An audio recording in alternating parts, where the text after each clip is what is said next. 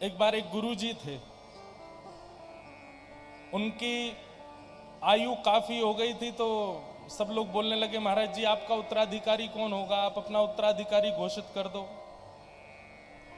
तो महाराज जी ने 2 शिष्यों को बुलाया जो उनके प्रिय थे। उन शिष्यों को बुला करके एक एक मुट्ठी चना दे दिए, बोले जो 3 वर्ष बाद इन चनों को मुझे वापस करेगा मैं उसको उत्तराधिकारी बनाऊंगा। तो एक शिष्य ने तो अपनी जटा में बांध लिया चनों को, और एक शिष्य ने जाकर के बो दिया। और 3 वर्ष बाद जब गुरुजी की सभा में उपस्थित हुए तो एक शिष्य ने जटा खोली, बोले लीजिए गुरुजी आपने जो चना दिए थे वो ये रखे। दुर्गंध आ रही थी, सड़ गए थे, बेकार हो गए थे, बर्बाद हो गए। तो गुरुजी ने डांटा, बोले भागो यहां से, क्या पूरे आश्रम में बदबू कर रखी है। बोले आपने ही तो कहा था 3 वर्ष बाद हमको हमारे चने वापस करना। दूसरे शिष्य ने आकर के कहा, बोले गुरुदेव आपके द्वारा दिए गए चने में भीतर नहीं ला सकता, आप बाहर चलो। बाहर चल करके जब गुरुजी ने देखा तो बैलगाड़ियों में भरे हुए चने रखे थे, अनेक बैलगाड़ियों में। बोले आपने एक मुट्ठी चने दिए, मैंने बो दिए, उनसे जो हुए उनको बो दिया, और महाराज इतने चने हो गए 3 वर्ष में, ये आपके द्वारा दी हुई पूंजी है। ये बात हम क्यों कह रहे हैं? गुरु जितना बतावे केवल उतना पालन नहीं करना है। गुरु जो कहे जो बतावे उसका विस्तार करना, ये शिष्य का धर्म होता है। उसको विस्तृत करना ये शिष्य का धर्म होता है। आज महाराज जी आपको राम नाम दीक्षा देते होंगे, अपने संप्रदाय में आप सब लोग दीक्षित होते हैं।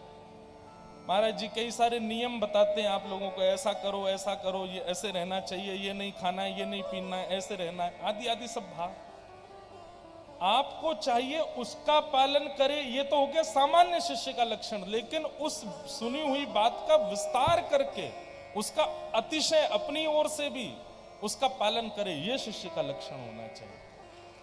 महाराज जी हमारे मन में बात आती है कि कई लोग ऐसे आपको भी मिलते हैं, हमको भी मिलते हैं, कई लोग हैं वो अपने पूर्व की ली हुई दीक्षाओं के बाद फिर आजकल प्रभाव देख करके गुरु बदलने का मन करते हैं कि महाराज जी हमने दीक्षा तो ले रखी है, लेकिन आपकी आज्ञा हो तो हमारा मन है हम आपसे ले लें। आपको अपने गुरु में दिक्कत क्यों हो रही है? जो लोग सोचते हैं कि क्या हम अपना गुरु बदल सकते हैं, तो उनके लिए एक ही उत्तर है, क्या आप अपने माता पिता बदल सकते हो? जो एक बार हो गए वही रहेंगे जीवन पर्यंत। गुरु के गुरुत्व में कभी भी संशय मत करो।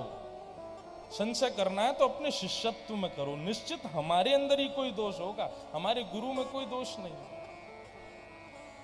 गुरु के गुरुत्व में कोई दोष नहीं होता, शिष्य के शिष्यत्व में होता है। या तो पहले ही आपको समझना चाहिए कि जब हम गुरु बनावें तो पहले ही विचार कर लें, पहले उसकी दिशा का पालन करें। जब दिशा से अपने अंदर परिवर्तन दिखने लग जाए तब दीक्षा ग्रहण करें। दिशा का पालन किया नहीं, दीक्षा ग्रहण कर लेंगे तो निश्चित है कि आगे चलकर के गुरु बदलने का मन आएगा, मन में भाव आएगा। तो गुरु के गुरुत्व में कोई दिक्कत नहीं होती, शिष्य के शिष्यत्व में ही निश्चित ही कहीं ना कहीं दिक्कत है। पन्ना में विराजमान श्री जुगल किशोर जी को जिन्होंने प्रकट किया, जिन्होंने प्राप्त किया, ऐसे श्री हरिराम व्यास जी महाराज जी बड़े विद्वान थे। श्री हरिराम व्यास जी और छाके हरिराम व्यास जी के चरित्र में आता है कि हरिराम व्यास जी के लगभग 50 से अधिक राजा शिष्य थे, इतने विद्वान थे श्री हरिराम व्यास जी।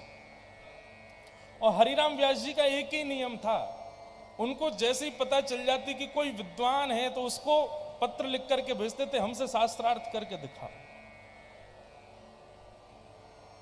बड़े बड़े विद्वानों को हराने में बड़ा सुख मिलता था उनको। लेकिन श्री हरिराम व्यास जी जब एक बार वृंदावन पधारे तो श्री राधा वल्लभ लाल जी को जिन्होंने प्रकट किया, श्री हित हरिवंश महाप्रभु, उनके समीप गए। महाराज जी उन्होंने एक प्रश्न किया केवल हित हरिवंश महाप्रभु से, उसके उत्तर में ही ऐसा भाव बदला कि हरिराम व्यास जी कभी गए नहीं फिर वृंदावन से, सदा वृंदावन में रहे। गुरु की एक वाणी ही परिवर्तन करने में सक्षम है।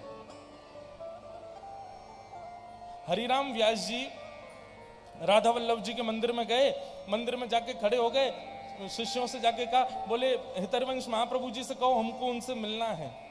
तो शिष्यों ने कह दिया कि महाप्रभु जी तो अभी ठाकुर जी की रसोई बना रहे हैं, अभी तो व्यस्त हैं, आप थोड़ी देर प्रतीक्षा करो, जब रसोई पूर्ण हो जाएगी तब मिलेंगे आपसे। हरिराम व्यास जी को थोड़ा सा अपनी विद्वत्ता का गुमान था, बोले अच्छा हम प्रतीक्षा करेंगे? बोले थोड़ी देर कर लीजिए। अब तो वो अटपटाने लगे, बोले प्रतीक्षा तो हम नहीं करेंगे। शिष्यों ने जाकर के हितरवंश महाप्रभु जी से कहा, बोले कि वो हरिराम व्यास जी जो हैं वो आए हैं और आपके दर्शन की बड़ी प्रतीक्षा कर रहे हैं, और प्रतीक्षा नहीं करेंगे, वो कह रहे हैं हमको अभी मिलवाओ। भैया ने ठीक करो, बहुत गूंज रही है आवाज। हरिराम व्यास जी राधा वल्लभ जी के मंदिर में खड़े थे। हितरवंश महाप्रभु जी ने तुरंत कहा, लाओ उनको भीतर रसोई घर में ले आओ, हम यही बात करेंगे उनसे, जब उनसे प्रतीक्षा नहीं हो रही तो यहीं लेके आओ। हरिराम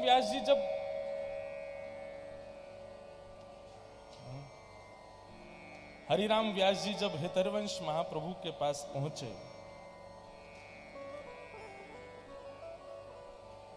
तो महाप्रभु जी रसोई बना रहे थे, और उसी समय हरिराम व्यास जी ने कहा, बोले भगवान हमने आपकी सेवा में विक्षेप किया, आप प्रसाद बना रहे हैं और हम आपके मन में ये भाव कर रहे थे कि हम आपसे मिलें, आप क्षमा कर दें, आप प्रसाद बनाते रहिए और मेरे संशयों का उत्तर देते रहिए। हितरवंश महाप्रभु का जो उत्तर था ना, उसी उत्तर से श्री हरिराम व्यास जी संभल गए। महाप्रभु जी बोले, आपको ऐसा लगता है कि मैं हाथ से प्रसाद बनाऊं और बुद्धि से आपको उत्तर दूं, ये दो काम एक साथ कर लूं। लेकिन व्यास जी वास्तविकता यह है कि ठाकुर जी का प्रसाद हाथ से नहीं, वो बुद्धि और मन से ही बनाया जा सकता है।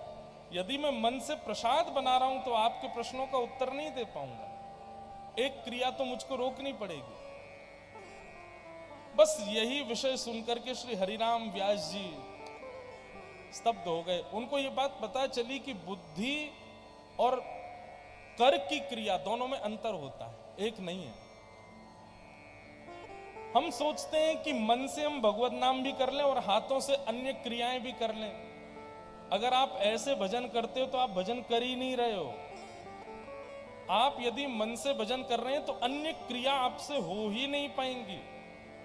संसार का साधन और भगवत भजन ये एक साथ संभव नहीं है, और जो कर रहे हैं इसका मतलब निश्चित ही वो पूर्णता से कर नहीं रहे हैं, क्योंकि भगवत भजन जब होगा तब अन्य क्रियाएं आप कर नहीं पाओगे। हरिराम व्यास जी के चित्त का संशय दूर हो गया और सदा के लिए फिर वृंदावन में ही बस गए।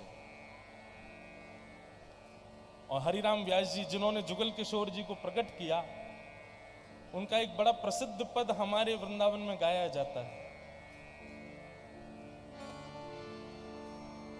किशोरी तोरे चरणन की रज पाऊं, किशोरी तेरे चरणन की रज पाऊं, श्री राधे तेरे चरणन की रज पाऊं, श्री राधे तेरे चरणन की रज पाऊं।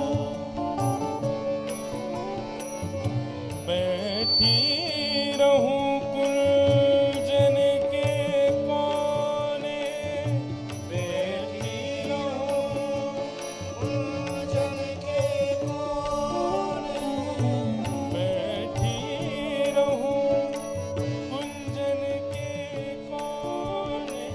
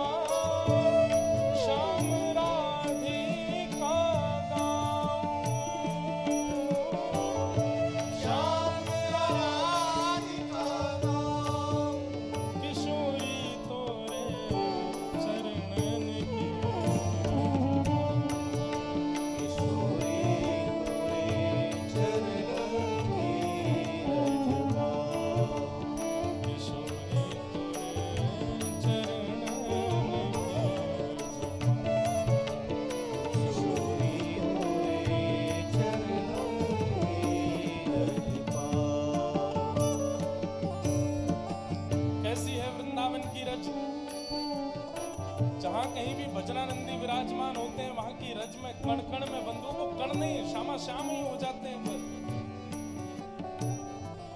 हरिराम व्यास जी कहते हैं, जारज को ब्रह्मादिक तरसत, जारज को ब्रह्मादिक तरसत, सूरज शीश चढ़ा किशोरी तोरे, सूरज शीश चढ़ा किशोरी तोरे, व्यास स्वामी ने की छवि निरखत, व्यास स्वामी की छवि निरखत, व्यास स्वामी ने की छवि निरखत, व्यास स्वामी की छवि निरखत, विमल विमल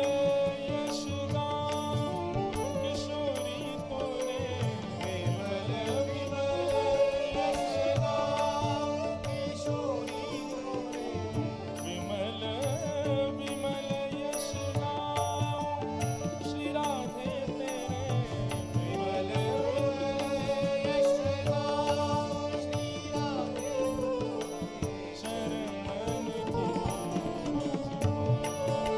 किशोरी तोरे चरणन की रजवा, श्री राधे तेरे चरणन की राधे तोरे चरणन की